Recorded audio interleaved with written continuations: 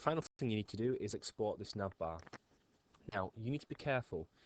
If you export the navbar but don't save it, you won't be able to come back and change it. So before you export it, we're going to save this so we can edit it if we need to. So if we just go File and Save As, what I'm going to do is I'm just going to make a folder in here for you just so you can see. And we're just going to call this navbar and save it.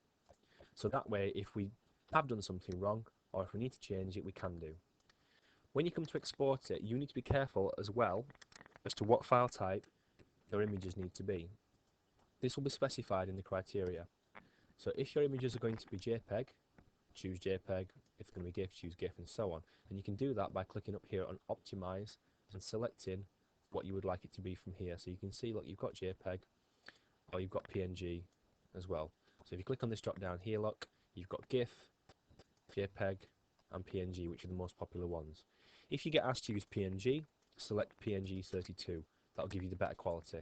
So I'm going to export this as a PNG, so I'm going to select here, and then I'm going to go to File and Export. I'm going to show it where I want it to save, so I made an example folder in here for you. And in that example folder, I'm going to just add my picture, and you can see I've actually already got some saved in there from a previous tutorial. So if I just jump back out, I'll make another folder instead, just so I don't confuse things.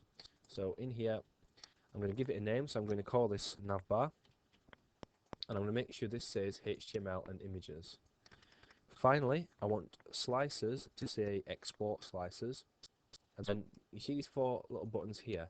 I want the top two unticked and the bottom two ticked.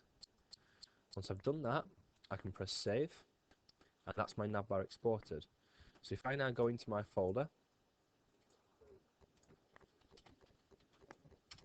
and I find my new example folder that I've just made, you can see I get an internet version, which is coming up as Chrome because that's my default, and I also get a folder full of images, and you can see, look, it's sliced all those pictures up into those little buttons.